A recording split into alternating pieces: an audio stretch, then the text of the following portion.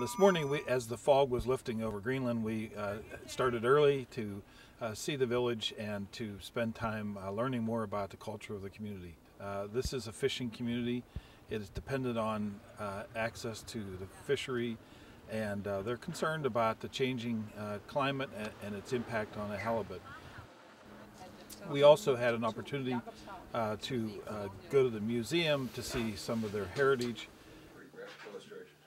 We had a wonderful trek across what was once a glacier and saw some ancient ruins, some sod huts that people lived in for hundreds of years, and got a chance to really see up close the changes that are occurring in the icebergs and the process of moving ice out into the ocean from this large glacier that is deteriorating at a very dramatic rate. We can see that this global warming thing, whether it's the warming of the water or exactly what's happening, is really moving fast. We had an opportunity to sit rather quietly to listen to the glaciers, the icebergs as they moved away from the glacier, make this dramatic noise that they make as they break up. It's quite dramatic to hear global warming. You know, we talk about seeing the effects of global warming, but we were actually hearing the effects of global warming this morning. It's unbelievable. What does it make you feel?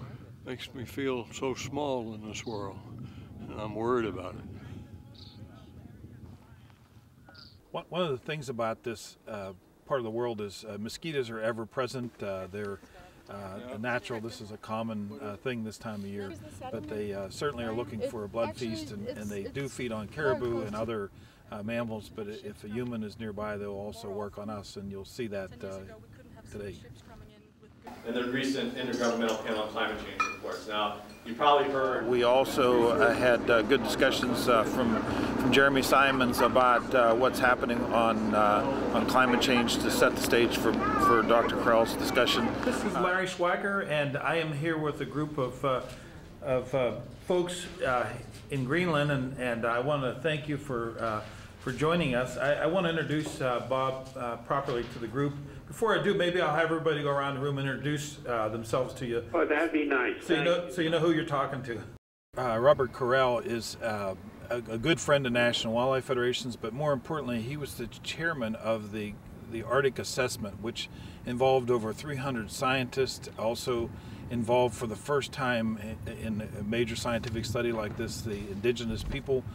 One of the things that Bob Krell said today was, and it shocked me actually, the Jacobshaven fjord is actually moving ice at about 2 meters per hour off the face of the glacier. So what we're seeing is a very, very rapid breakup of that glacier, and Bob was surprised about that. Tonight we're going to go out and look at some of the icebergs that are being shed from this fjord, and we'll be taking a boat ride out to take a look at some of the activity. And because the sun will not technically set tonight, we should have good lighting for our travels.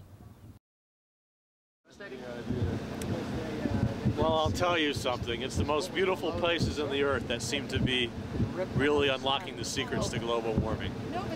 And this is no exception, and it might be really proving the rule. Because it's a beautiful setting, and yet the storyline here is so dramatic. The thing about nature is that nature is inherently beautiful.